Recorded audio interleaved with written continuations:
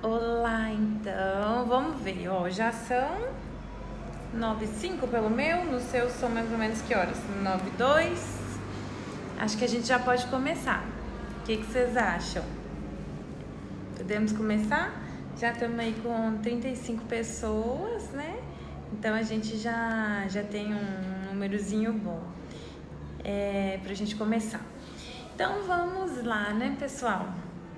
Então, nesse mês dos raros, onde a Associação Procura da Ela está com toda essa força-tarefa, né, de trazer cada vez mais conhecimento para os profissionais, para os cuidadores, para os familiares, para os próprios pacientes, né? Essa iniciativa das lives é uma tentativa da gente realmente espalhar o conhecimento, né? Realmente fazer com que todas as pessoas saibam tratar, né, essas joias raras que nós temos sob os nossos cuidados.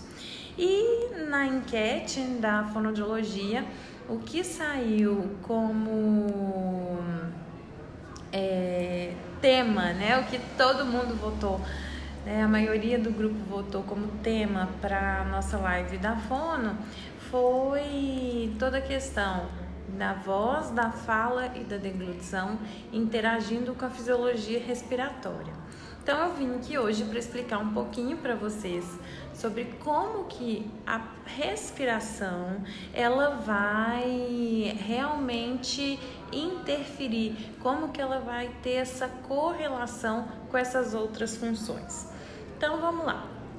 Eu não consigo fazer nada sem a minha respiração. Então, por que isso, né? A respiração, ela é uma função vital. O que significa isso? A gente não consegue ficar sem respirar. A gente até consegue, né, passar alguns dias sem beber água. A gente até consegue passar alguns dias sem comer. Óbvio que isso vai trazer um problema enorme, né, para o nosso corpo. A gente vai entrar em desidratação, em desnutrição. Vão haver inúmeros problemas. Mas a gente não consegue passar nenhum tempo sem respirar. Então, respiração é uma função vital e é algo também inato. A gente não precisa de ficar pensando toda hora para respirar. Isso é um ato que, exatamente por ele ser vital, por ele ser extremamente importante para a manutenção do nosso sistema, do nosso corpo, a gente precisa de manter a respiração. Só que tem uma questão. O sistema respiratório, pelo menos a parte alta, o que a gente chama de via aérea superior, essa parte aqui, ela tem uma correlação muito grande com a voz, com a fala e com a deglutição. Porque é o mesmo nariz, boca e garganta que eu estou usando para respirar, eu estou usando também esse espaço anatômico para conseguir falar, para conseguir mastigar, para conseguir engolir, para produzir a minha voz lá nas cordas vocais. Então, são funções que a gente costuma falar que elas, né, compartilham dos mesmos músculos, dos mesmos nervos, do mesmo espaço anatômico para realmente elas funcionarem. Então, essa correlação, né, entre a respiração com as demais funções está muito nesse sentido. Primeiro, porque respirar é uma função vital, e segundo, porque ela está totalmente correlacionada com as funções que a gente exerce dessa parte, que a gente chama do sistema crânio-oro-cervical. Eu costumo falar que a respiração ela é a base das outras funções do sistema sensório-motor oral, que é essa parte aqui. O que isso quer dizer? Eu não consigo fazer voz se eu não tiver com a parte respiratória. Então, sem respirar, eu não consigo fazer voz, eu não consigo falar, eu não consigo engolir. Ela é a base dessas outras funções. Então, a fisiologia do sistema respiratório está intimamente ligada. Então, voz. Como que eu produzo a minha voz? A voz ela é produzida a partir do ar que sai dos pulmões. Então, o ar entra, lá dentro dos meus pulmões eu tenho todas as trocas gasosas e esse ar ele vai sair. Se eu estiver só respirando, ó, esse ar entra e sai pelo meu sistema respiratório superior aqui. Mas a partir do momento que eu começo a falar, esse ar que está saindo dos meus pulmões encontra com as minhas cordas vocais fazendo um movimento de abre e fecha. Então, para eu produzir voz, eu preciso de tanto músculos da minha laringe, que é o lugar onde moram as cordas vocais. Então, se eu tivesse que mandar uma carta para as minhas cordas vocais, o endereço que eu ia colocar era laringe. Então, a laringe, que é o órgão que a gente tem aqui, que compreende o espaço das pregas vocais, que é a portinha do sistema respiratório baixo. Aqui nessa região, o ar passa, encontra com os músculos, fica ar e músculo interagindo e esse ruído laríngeo, esse ruído que saiu lá das minhas cordas vocais, que é a minha voz, ela é totalmente trabalhada aqui em cima, na minha boca e na minha garganta, que é o que a gente chama de fonoarticulação. Então, percebe uma primeira coisa? Voz e fala são duas questões diferentes. Então, quando eu falo de voz, eu falo do som produzido pelas minhas pregas vocais, pelas minhas cordas vocais aqui na laringe. E quando eu falo de fala, eu tô, na verdade, me referindo a essa fonoarticulação. São todos os sistemas que interagem para eu conseguir formar os sons da minha fala. Então, tem tanto questões de por onde que esse ar passa, como que esse ar ele está sendo trabalhado aqui na minha boca, os movimentos da minha língua, dos meus lábios, o encontro de lábio, língua, bochecha com os dentes, o movimento do meu céu da boca, tudo isso vai me proporcionar a minha fala. Só que para isso eu tenho que ter ar passando pela minha laringe, formando a minha voz, e esse ar tem que chegar aqui e ele tem que ser exalado por algum lugar. Vai haver uma ressonância desse som, né? São energias que se transformam para poder fazer com que a gente realmente consiga fonoarticular. Então, para produzir voz, eu preciso desse ar saindo dos pulmões. Para produzir a minha fala, eu preciso desse ar saindo da minha laringe, vibrando as minhas cordas vocais e esse som sendo trabalhado pela minha boca, pelos meus lábios, língua, bochecha, dente, céu da boca. Todos esses músculos precisam de estar envolvidos. Então, de uma forma um pouco mais teórica, a gente fala que são fluxos aerodinâmicos com forças mioelásticas. Então, eu tenho tanto a força desse ar passando aqui na minha garganta, saindo dos pulmões e passando na minha garganta para vibrar a corda vocal e para ser totalmente trabalhado pelas minhas estruturas aqui dessa região, como eu preciso também de ter músculos interagindo com esse ar. Então, o ar, né, a respiração, todo esse sistema ventilatório, ele é importante para a produção da fala e da voz? Sim, é primordial, mas não adianta eu ter ar passando se eu não tiver músculos funcionantes. Então, eu preciso dessa interação de músculos funcionando com o ar passando por essa região. E a questão da deglutição, ou seja, para eu engolir, eu também dependo da respiração. Primeiro, porque quando eu estou sem ar, né, quando uma pessoa ela tem uma dificuldade ventilatória, e aí a gente vai falar especificamente da ELA. Então, o que acontece na ELA, né? A gente já teve aí as lives de físios respiratórios, então eles com certeza explicaram isso aí muito bem para todo mundo. Mas o transtorno ventilatório restritivo, que é como a gente chama a alteração puramente neuromuscular da esclerose lateral amiotrófica, ou seja, quando o paciente não tem nenhum problema de pulmão associado, é só mesmo a alteração ventilatória da ELA, gera uma fraqueza muscular. E essa fraqueza muscular, que atinge também o sistema respiratório, também atinge os músculos desta região. Então, se eu tenho uma fraqueza de músculos respiratórios que me impedem de fazer uma boa expansão dos meus pulmões, ou seja, não entra ar suficiente nos meus pulmões, eu não vou ter ar suficiente para sair e trabalhar tudo aqui.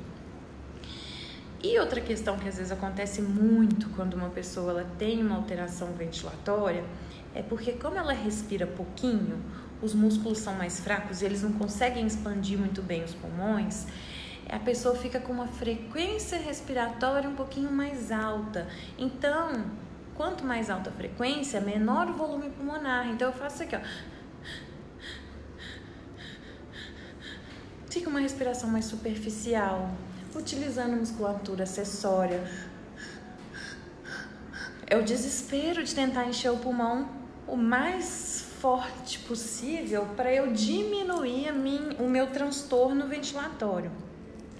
Esse tempo, essa frequência respiratória muito alta, me dá pouco tempo para falar e para engolir. Tanto é que uma das coisas que a gente sempre percebe num paciente que está com alteração ventilatória é que o que acontece? Fica com uma fala intercortada, não consegue ter uma fala fluida, que a gente fala, né, da forma mais técnica, mas não consegue ter essa fala igual a minha, que ela está se desenvolvendo. Fica uma fala que fica toda hora sendo cortada para o paciente conseguir respirar de novo. Viram como ficou diferente? Toda a minha entonação, toda a minha articulação, como é que tudo sofreu uma interferência da minha respiração? Então, pensando lá na correlação com a deglutição, quando eu estou engolindo, o alimento está passando por aqui, que é o mesmo lugar por onde passa o ar. E aí, lembra que eu falei que a respiração é uma função inata, vital? Por que ela é uma função vital? Porque ela é muito importante. Então, acaba que ela engolir é importante? Super importante, garante a nossa sobrevivência, o nosso estado nutricional, permite que a gente engula as secreções que vêm da boca.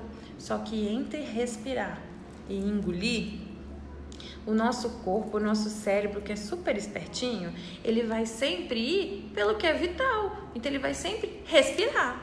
Então, se eu tiver com o alimento passando aqui na minha garganta e, de repente, eu precisar de respirar ao mesmo tempo, é muito fácil de eu incoordenar a minha respiração com a deglutição e esse alimento, ser sugado para a via aérea inferior. A minha querida mentora, a doutora Ana Lúcia Chiappetta, ela deu um exemplo que eu vou usar aqui, que eu achei perfeito, que o pulmão ele pode ser um soprador ou um aspirador. Então, em vez de eu ter aquele ar passando ali, ele vai, sugar o alimento, a secreção que tiver parada aqui e ir para o pulmão. Então, esse exemplo é muito bom para a gente realmente conseguir visualizar o quanto que a respiração influencia. Óbvio, né, que existem questões um pouco mais profundas, né? Existe uma parte muito mais técnica que a gente pode aprofundar para poder explicar melhor todas essas correlações, mas eu estou tentando explicar da forma mais tranquila para que todos os públicos entendam e principalmente os pacientes e os cuidadores e os familiares consigam entender por que dessa correlação.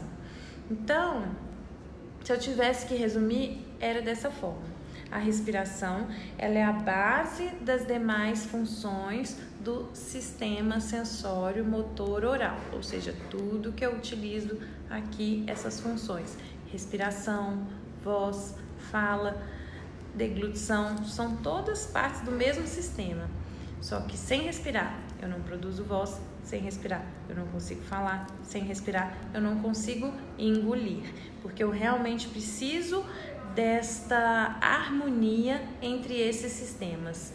Então, muitas vezes, né, obviamente que não é só a respiração que é a responsável pelas dificuldades relacionadas a essas funções do paciente de ELA. Senão, era só encher o pulmão de ar do paciente que estava tudo resolvido. Óbvio que vão ter pacientes em que a respiração ela vai ter uma influência um pouco maior do que outros. Sim, pode ter, com certeza, porque depende muito de quais são as alterações que esse paciente apresenta. Porque eu não posso esquecer, a respiração é super importante? É, mas ela não é o único fator que impede o paciente de falar, de fazer voz e de engolir. São fatores que se associam. Então, eu preciso tanto de um sistema respiratório que tenha um volume de ar no pulmão ideal para poder realmente vibrar a corda vocal, participar das funções da garganta aqui, né, da nossa laringe, para proteção da via respiratória, propiciar uma boa ressonância, uma boa base respiratória para minha fala, mas tudo isso tem que ser dentro daquele pacotinho, o conjunto entre os músculos dessa região e os músculos respiratórios. Então, aquele paciente em que ele tiver a parte respiratória mais comprometida do que a parte muscular, com certeza, a partir do momento que eu utilizo um AMBU, a partir do momento que eu utilizo um BiPAP, né, seja a ventilação mecânica não invasiva, né? Então, a partir do momento que eu utilizo a ventilação mecânica não invasiva e eu restauro a harmonia respiratória desse paciente, eu posso ter ganhos muito grandes para a voz, para a fala e para a deglutição. Mas, por exemplo, um paciente que tem um acometimento bulbar, ele costuma até mesmo ter a parte respiratória um pouco melhor do que a parte desses músculos aqui. Então, esses músculos que precisam de interagir, lábio, língua, bochecha, musculatura do céu da boca, musculatura da garganta, eles na ela bulbar, eles estão mais comprometidos normalmente. E isso realmente eu não consigo restaurar. Diferente do volume pulmonar, que eu consigo restaurar a partir do momento que eu utilizo a ventilação mecânica, seja ela não invasiva ou até mesmo invasiva, porque quem está com a ventilação aqui pela tráqueo está recuperando também. Mas, teoricamente, um paciente que já está com traqueostomia, ele não vai ter a funcionalidade dessa musculatura aqui, porque se essa tráqueo tiver sido muito bem estudada, muito bem planejada, como a gente viu na live do Edu, né? Que foi a última, se eu não me engano, que a gente teve na semana passada. Se eu estiver enganada, me desculpa, a gente acaba se perdendo. Mas o Edu falou muito sobre isso, né? Mas, de toda forma, a ventilação, ela pode ajudar a recuperar, né, o volume respiratório e pode ajudar a melhorar a voz, a fala e a deglutição? Sim, pode. Mas eu não posso me esquecer que eu tenho todos esses músculos aqui trabalhando em conjunto para essa harmonia, né? A fala mesmo, ela tem o que a gente chama de bases motoras. O que é isso? O que são essas bases motoras? São os subsistemas que correlacionam, e entre eles a gente tem toda essa parte muscular e a parte respiratória, a parte ventilatória trabalhando junto também. Eu tava com o computador ligado aqui, aí de repente ele desligou, que era para eu tentar acompanhar as perguntas. Eu vou tentar ligar aqui. E aí, pessoal? Agora eu fiquei com medo, porque eu tô aqui falando, e tá todo mundo tão caladinho, só vendo. Ai, meu Deus. Deu até medo de eu estar aqui falando demais e vocês aí quietinhos. Só tentando logar aqui de novo no computador, para eu tentar acompanhar melhor as interações de vocês, porque aqui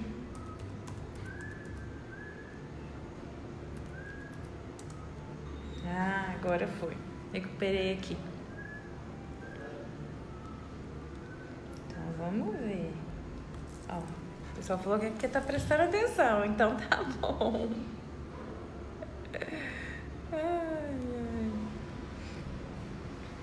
Ótimo. Vê que eu tô saindo muito da frente da tela, né? Então, tô aqui só acompanhando vocês. E aí, pessoal? Então, vamos lá.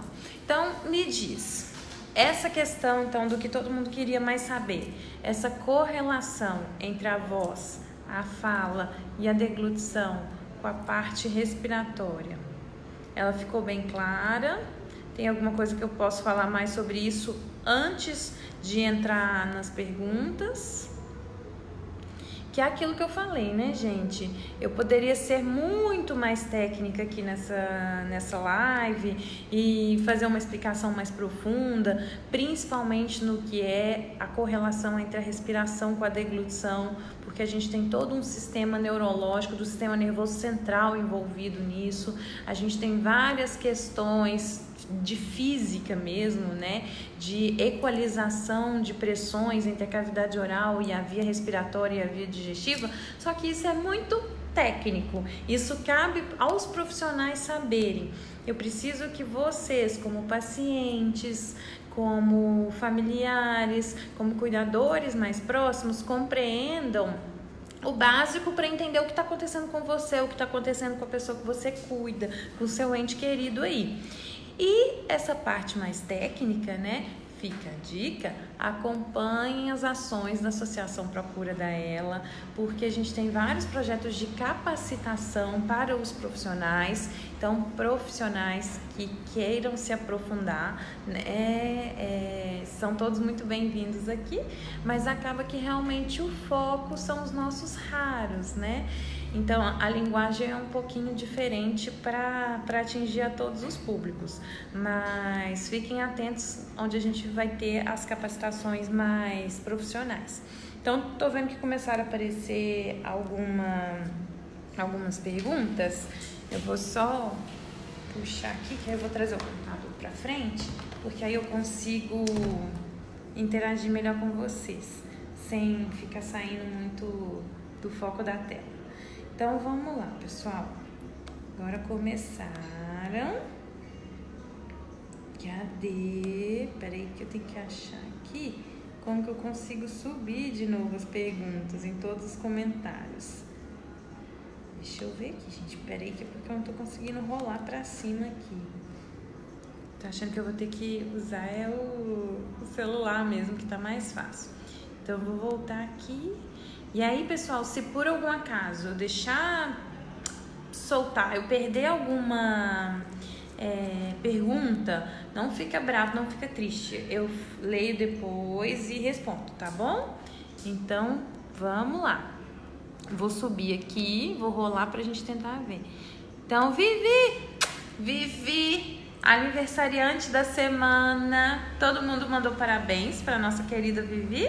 Então é a nossa aniversariante, hein? Então, um beijo, Vivi. Obrigada por estar aqui e parabéns pra você, viu? Aniversariante da semana. Então, boa noite pra todo mundo que tá aqui. Vou descendo aqui. Então tá, aqui, ó.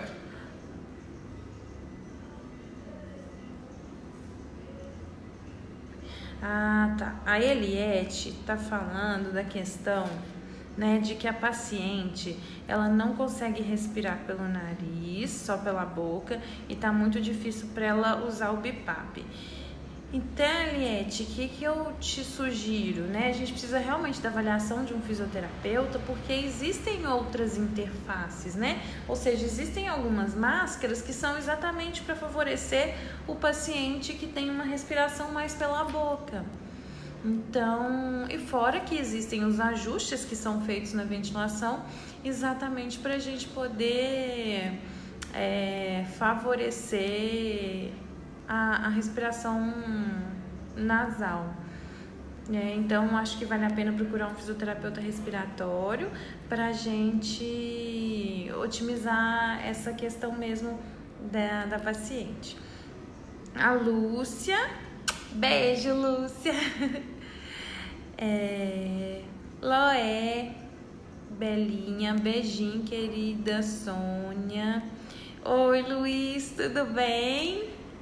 Beijão pra todo mundo daí. Ei, Neide. Ei, Yara, querida. Beijo pra toda a família Dato. Célia, Kátia, Nica. Oi, pessoal. Boa noite, queridos. Tô descendo pra achar as perguntas. Boa noite, queridos. Então, vamos lá. Aí, pessoal, vocês me dando feedback, vocês estavam me escutando. Vamos lá, Nica. Meu marido tem, né, a forma bulbar, mas ainda se alimenta pela boca, com comida pastosa. Pode? Não tem problema? Não, meu bem. Ter ela bulbar não significa necessariamente que desde sempre o paciente está impossibilitado de alimentar, de falar, né? É só porque realmente a manifestação da doença tem um foco muito maior nesse sistema aqui. Então ela acomete mais os músculos dessa região, atrapalhando a voz, a fala e a deglutição, que é aquilo que eu estava falando. É uma questão de músculos dessa região, mais a parte respiratória que interagem com esses músculos. Então, se ele não estiver engasgando, né? Se ele não estiver apresentando sinais clínicos que nos chamam a atenção para a alimentação, ou seja, se ele não está mudando o padrão respiratório, né? Se ele mantém a parte respiratória dele enquanto ele está alimentando, se você não percebe engasgo, se você não percebe tosse, se você não percebe alteração desse padrão, alteração da voz, não fica aquela voz molhada, borbulhante, não cai a saturação, não altera os dados vitais, então é um paciente que está dentro da possibilidade dele, da viabilidade dele, que é alimentar com essa dieta pastosa. É importante, né? Eu sei que você não mora no Brasil e talvez, pelo que eu me lembro, né, das vezes que a gente conversou, você disse que tem uma questão do acompanhamento fonoaudiológico, né? Que não é que eu acho que não tem esse acompanhamento, né?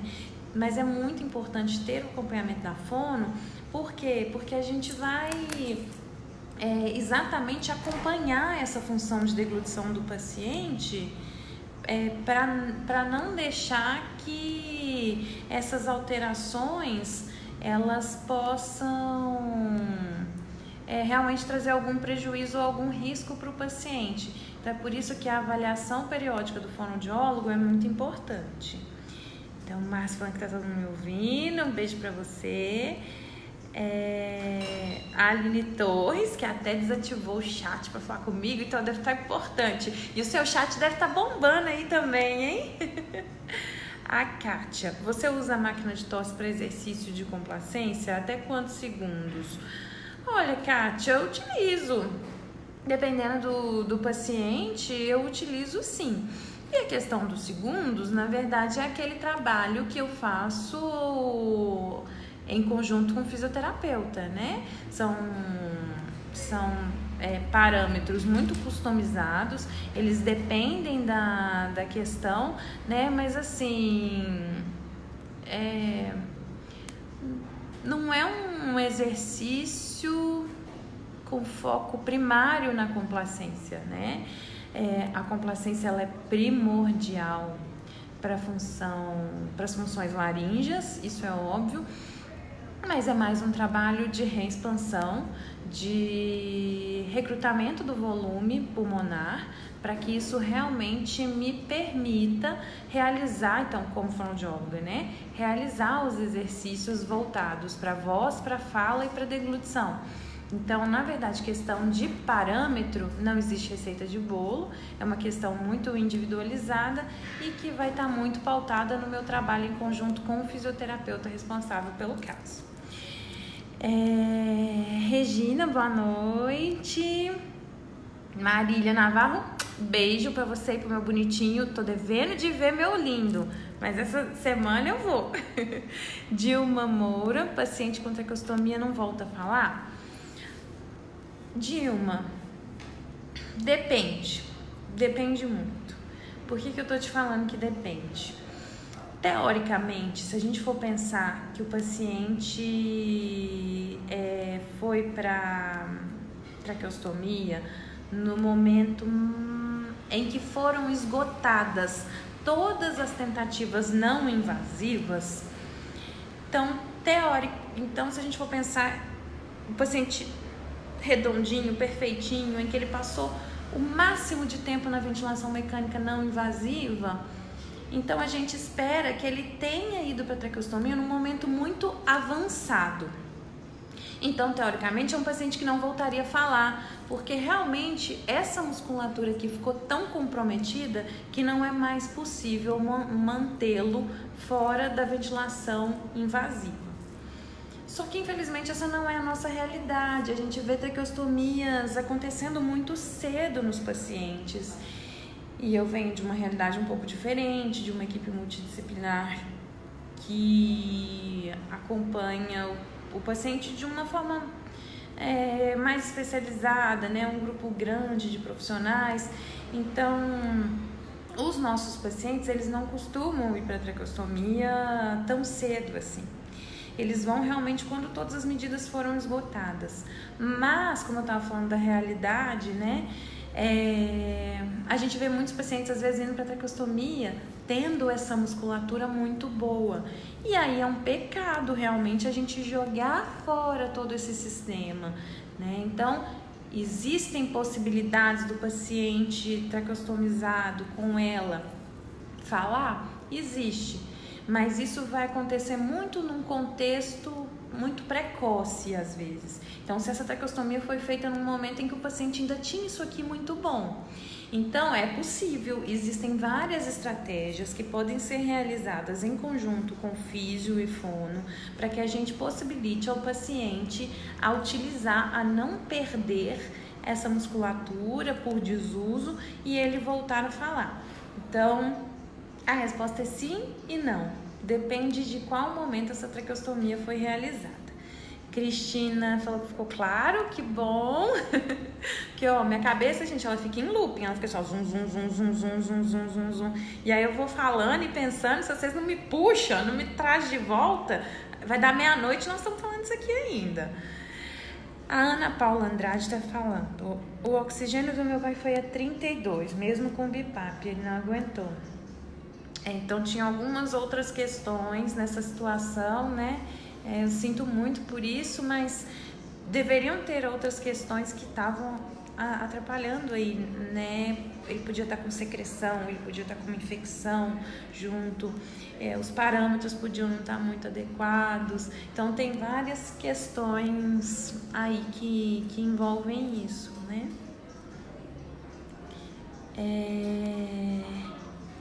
A Dilma falando, né? É possível sim.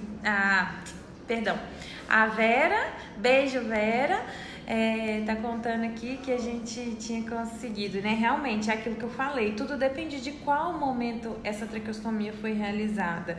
Então, realmente, em conjunto com a doutora Simone, fisioterapeuta, a gente reuniu os conhecimentos e a gente conseguiu deixar parâmetros e uma técnica lá específica com vazamento de ar para via aérea superior que a gente conseguiu fazer o seu Luiz falar bastante, né? E falar bem bonitinho. Aí a Tatiana Oliveira. Boa noite, Tamara. O paciente com ela esporádica começa a sentir cansaço ao falar e ao mastigar. Ainda não faz uso do BiPAP, só o ambu. Iniciar o BiPAP vai ajudar a adiar a tráqueo? Certeza, porque o que adia a traqueostomia é o uso da ventilação mecânica não invasiva. E isso já é questão de que, assim, os estudos no mundo inteiro têm nos mostrado que o paciente que tem maior qualidade de vida e maior tempo de sobrevida, né? Porque não adianta a gente só dar só tempo de vida, a gente tem que dar qualidade para essa vida também. São os pacientes que fazem uso de ventilação mecânica não invasiva. Então, sentir cansaço ao falar e ao mastigar, ele precisa de uma avaliação de fono e de físio. Por quê? Com certeza deve existir um transtorno ventilatório começando a avançar um pouquinho. Até porque isso é muito importante da gente falar. Às vezes eu pergunto para o paciente: você se cansa ao falar, se cansa ao mastigar, se cansa ao engolir? O paciente fala que sim. E a gente tem que entender: é um cansaço respiratório ou é um cansaço muscular? É um cansaço da musculatura mastigatória? É um cansaço... ou é esse cansaço que realmente é o mais ofegante, mais difícil de puxar o ar? Então, com certeza, precisa de uma avaliação... Tati Oliveira, precisa de uma avaliação das questões da função pulmonar desse paciente e fazer uma correlação, né? Cruzar os dados da função pulmonar com os dados da avaliação fonoaudiológica para a gente entender a origem desse cansaço ao falar e ao mastigar. O Luiz está contando pra gente também do nosso saudoso seu Luiz, que, só que eu não consigo abrir o ver mais, não tô conseguindo abrir. Agora deu. Que ele falou, né, que quando a gente tava com a Simone, né, a gente conseguiu retomar a fala dele com conforto e mexendo, né, nas questões dos tempos, do ventilador e tudo. É isso mesmo, Luiz. Existem programações específicas que podem ser realizadas para favorecer o paciente a falar e a engolir também. Mas é aquilo, não é um trabalho só da fono e não é um trabalho só da físio, é um trabalho em conjunto dos dois. Janaína agora. Gente, eu só tô assim com um pequeno problema de conseguir ver as outras. Peraí. Saiu um pouquinho, né? Peguei o telefone na mão para ver se eu consigo abrir as perguntas. Que eu tô com a pergunta da Janaína aqui e não tava conseguindo. Pronto. Então, estou com mais de 3 semanas sem voz. Não consigo articular. Se tento falar, vem a falta de ar. A sensação é que tem algo entalado na garganta, parece que o ar está preso, o céu da boca fica com uma pressão e as bochechas e lábios fasciculam. Estou com receio de que minha voz não volte. Poderia me orientar? Então, meu bem, você realmente precisa de passar por uma avaliação de fono e precisa também de uma avaliação de fisioterapia, porque é isso que eu tô falando, são as questões que se complementam. Depois me chama em box pra gente pesquisar isso aí mais a fundo e tentar te ajudar melhor, né? Mas com certeza a gente precisa dessas avaliações em conjunto pra gente conseguir entender melhor o que está acontecendo, né? Pode ser tanto uma questão muscular como respiratória ou dos dois em conjunto contribuindo para sua dificuldade para falar, tá bom? Mas a gente precisa de investigar isso aí mais a fundo. A Tati, obrigada a você, meu bem. Rocha Forte, beijo, querida. A ansiedade em conciliar a respiração e engolir às vezes pode causar algum dano? Sim. Assim como o medo de engolir também pode ter. Muitos pacientes me falam assim: o que você me deu foi segurança para alimentar. Que é porque as pessoas ficam com medo mesmo de engasgar, né? É possível se alimentar fazendo um controle da respiração, e esse é o papel do fonoaudiólogo. A gente vai ensinar você a melhor hora de engolir dentro do ciclo ventilatório, dentro do ciclo respiratório, que horas que eu vou engolir, como que eu vou fazer, qual que é a manobra. Então, por isso é que é primordial, gente, a avaliação do fonoaudiólogo. E é por isso também que eu falo que o fono tem que avaliar antes do paciente vir com uma dificuldade. Por quê? O quanto mais cedo eu conhecer esse paciente, o quanto mais cedo eu conhecer como que ele respira, como que ele engole, como que ele fala, mais eu vou saber intervir lá na frente quando ele tiver alguma dificuldade. Vainer Rosa, será que poderiam compartilhar esse vídeo? Ele vai ser compartilhado, meu bem, daqui a algumas horas. A Silvânia é fera e ela já baixa ele pro YouTube pra gente e a gente já consegue compartilhar. Priscila Novaes, beijo, Pri. Vivizinha, aniversariante. A Márcia Maria, na doença de Eduardo, você aconselha colocar no desmame da VM, mesmo quando o paciente tem saturação abaixo de 90? Agora você me deixou um pouco em dúvida. Porque qual é a doença do Eduardo? Fiquei um pouco em dúvida, meu bem, desculpa. que agora eu não estou associando direitinho a questão da doença dele. De toda forma, se for doente neuromuscular, não existe desmame de ventilação mecânica. E aí eu tô te falando da grande maioria das doenças neuromusculares. Então, se a gente estiver falando de AME, atrofia muscular espinhal, ou se a gente estiver falando de ELA, esclerose lateral amiotrófica, não existe desmame de ventilação mecânica. Agora, se você estiver falando para mim de uma outra doença neuromuscular com algum grau de reversibilidade, como por exemplo um Guillain-Barré, uma fraqueza adquirida na UTI, aí são outras questões. Então, qualquer coisa você me procura em inbox que eu posso te orientar melhor. Neide, quais os tipos de exercícios que um paciente em estado avançado da doença faz na parte da fono? Depende. Se a gente pensar num avançado, assim, no muito avançado mesmo, então eu vou estar falando de uma terapia mais passiva. Só que o que eu gosto de salientar, gente, é que a gente sempre tem o que fazer. Nunca a gente deve falar assim que não existe o que fazer, entendeu? Porque existe sim. Nem que seja a gente fazer por ele o exercício. Então ele não consegue protruir um lábio, eu vou lá, alongo esse lábio, eu trabalho esse lábio de uma forma passiva, mas o músculo vai estar recebendo aquele benefício, né? Eu tenho que evitar contraturas, eu tenho que evitar o desuso. Então depende muito, né? Mas o importante é a gente saber que sempre tem alguma coisa que a gente possa fazer pelo paciente. A Tati dando parabéns pra Vivi, a Neide dando boa noite pra gente, a Pris Pedrosa, eu nunca sei falar o seu nick aqui, tá aqui olhando, conversando com a gente também, a Cristina, Dona Vivi, Luiz e Janete. A Janete Flores tá mandando aqui a pergunta e eu apanhando do ver mais aqui na minha tela. Pronto. Boa noite, Tamara. Eu uso BiPAP faz 2 anos e meio, mas no último mês começou a acontecer de me acordar agoniada, precisar retirar a máscara e arrotar. Não sei qual a razão. Isso não acontecia antes. Atualmente uso a máscara facial, parâmetros 13 e 23, com delta de 10. Se tiver uma dica. Meu bem, o que pode estar acontecendo? Os arrotos, que a gente fala da forma chique, eructação, nome bonito para arroto, né? O que isso tem muito a ver? Tem muito a ver com a aerofagia. O que é aerofagia? É o engolir ar. Então, às vezes, se eu vou falar, ou mesmo para eu engolir a saliva, estando no BiPAP, ou até mesmo quem faz muito ambu, gente, posso falar aqui, né? É muito comum entrar ar no estômago fazendo um ambu ou usando o BiPAP. Gente, tem que pôr pra fora. Tem que pôr pra fora. Não tem que ficar com esse ar te incomodando.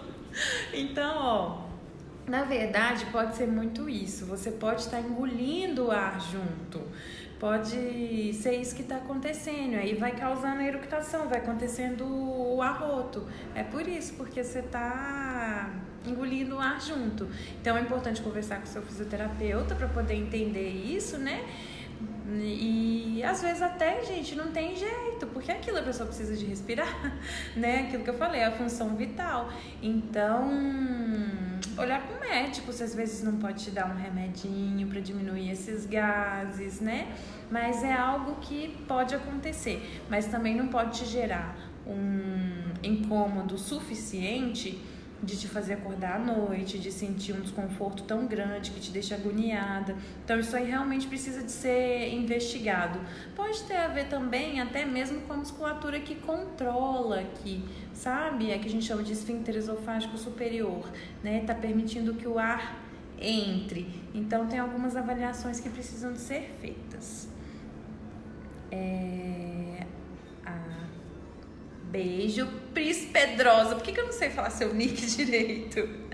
A Keila. Boa noite. A língua do meu pai está enrolando aos poucos. Ele tem ela. Quando tem que fazer outro procedimento?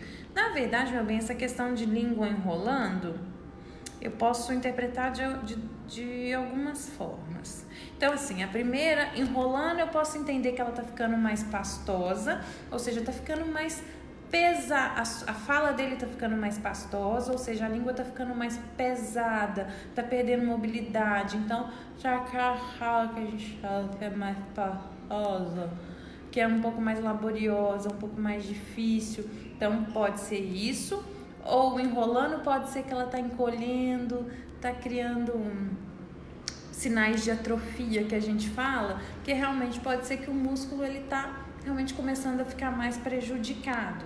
Então, é um processo esperado para a doença. E o que fazer? A fonoterapia, para trabalhar essa língua, alongar e não deixar que esse processo aconteça tão rápido de forma a prejudicar por desuso, né? Ana Paula Vitor, Jorge esclarecendo muitas dúvidas, estamos aí. Alex Ramos, deixa eu abrir aqui, olha eu apanhando de novo do Ver Mais, agora foi. Boa noite, meu pai tem ela, bulbar, se alimenta normalmente, às vezes se engasga um pouco, mas a voz ele perdeu por completo 6 meses. Será que tem alguma possibilidade de voltar a falar?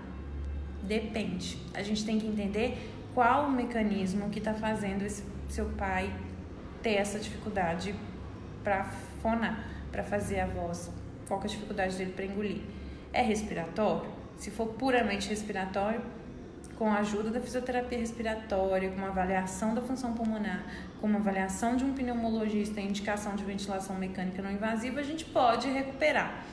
Ou ele perdeu isso porque está com uma disfunção do músculo mesmo. É o músculo da laringe que está prejudicado. São as cordas vocais que estão...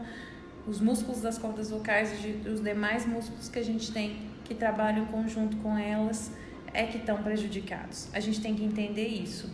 E a voz e a deglutição são funções muito juntinhas.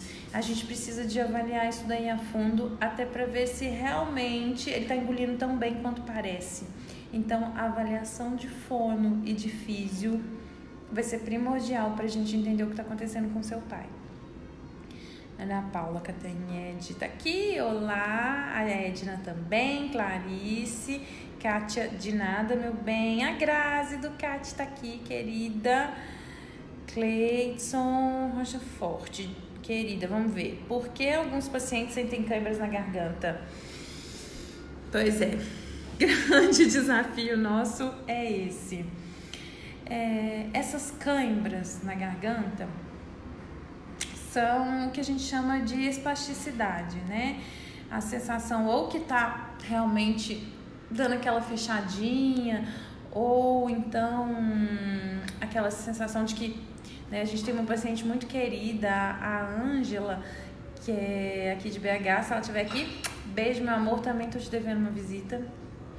Mas ela dava um exemplo que eu acho bárbaro, que eu gosto muito de usar, a gente usa bastante, que é o que ela falava que é tipo um muro que se fecha e que nada passa, é um portão que fecha e ela não consegue abrir. Então, às vezes, a sensação de cãibra na garganta está muito relacionada com essa espasticidade das cordas vocais. Dá um espasmo e a corda vocal que está lá assim, que deveria estar assim para você respirar, ela faz assim, um movimento errado, ela fecha na hora que ela devia estar aberta.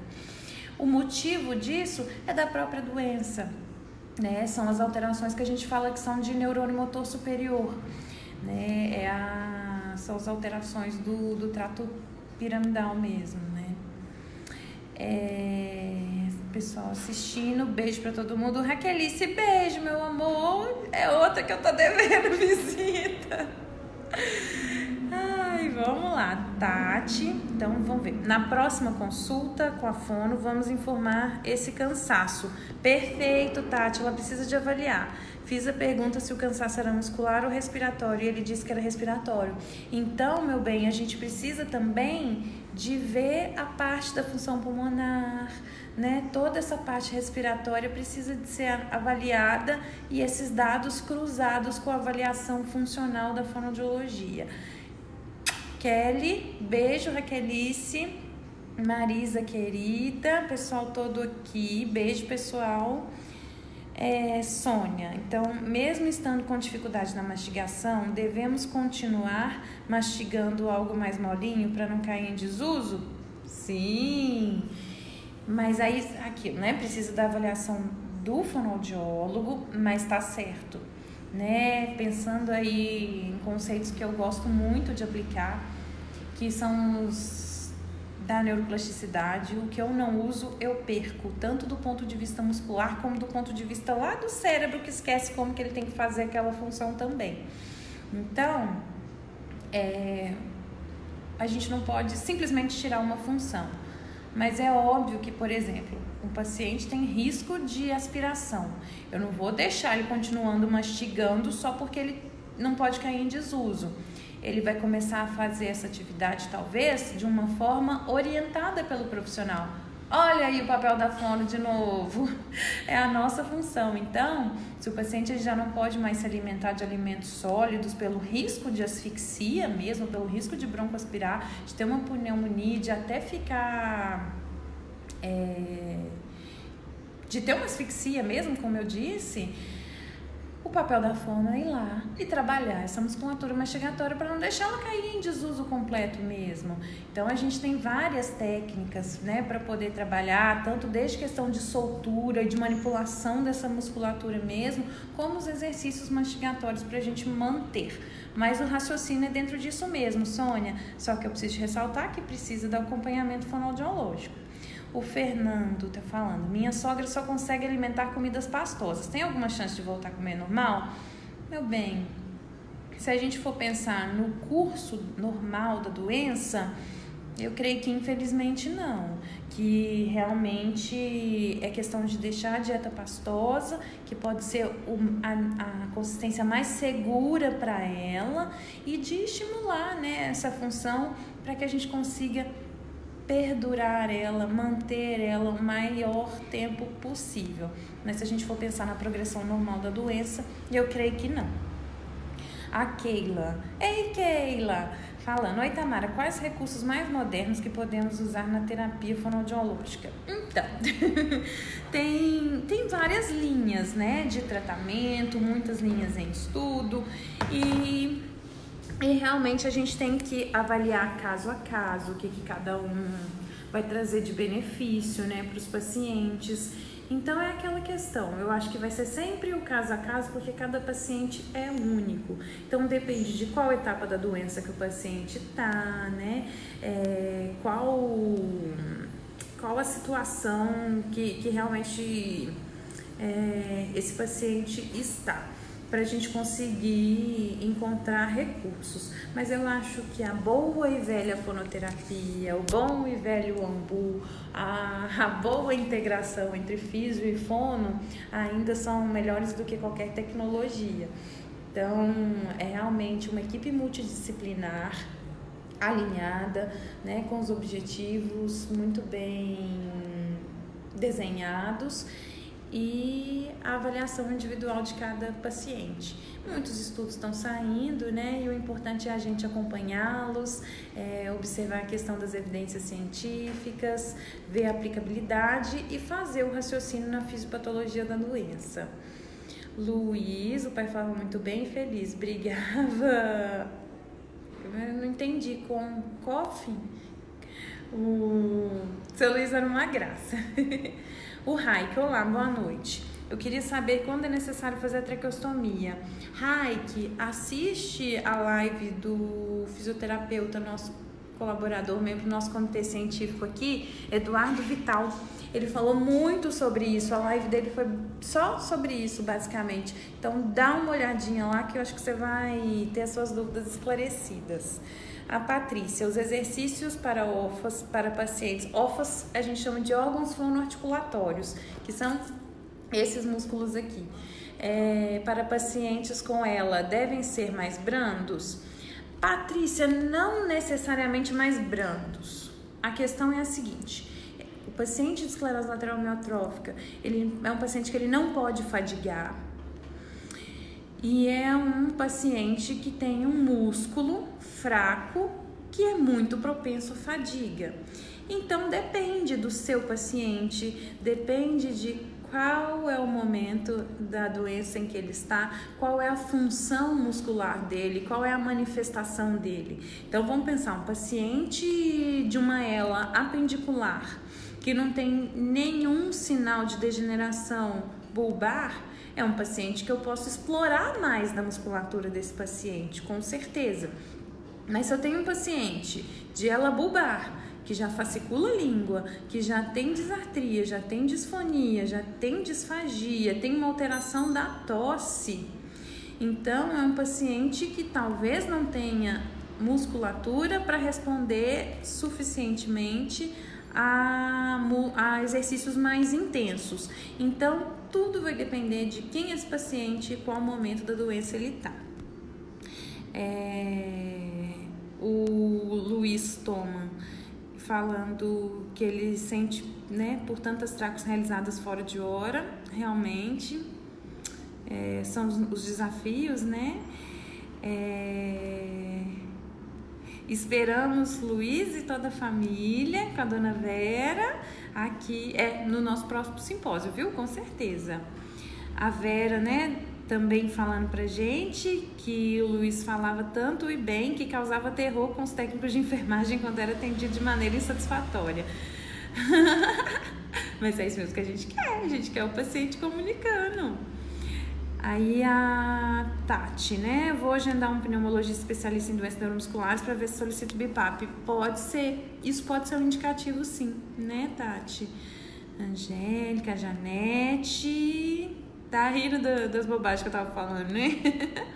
A Cristina, engasgar com saliva grossa, como fazer para evitar? Então, assim, a questão da saliva grossa é um pouco complicada mesmo, né? Porque as próprias medicações, às vezes, favorecem essa saliva ficar mais grossa. Então, olha a importância aí da Nutri, bem acompanhando o caso, para saber se a hidratação está correta. E, gente, o Ambu, as técnicas de tosse assistida, seja mecanicamente com o uso de um assistente de tosse ou manualmente, né? Então, é muito importante saber manusear o Ambu para poder tirar essa secreção e a fonoterapia para ajudar o paciente a manejar melhor essa secreção, com certeza. Rocha Forte, de nada, meu bem. E a Janete me disse também aqui que a voz dela modificou, que ela era cantora, hoje ela não canta.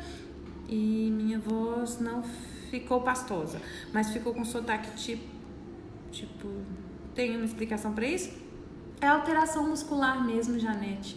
As alterações musculares, né? Que não só das cordas vocais e de todos os demais músculos que ali da laringe, da faringe também, ou seja, os músculos da garganta de uma forma geral, eles geram essa alteração da qualidade vocal, né? Da articulação também. A Dilma tá agradecendo.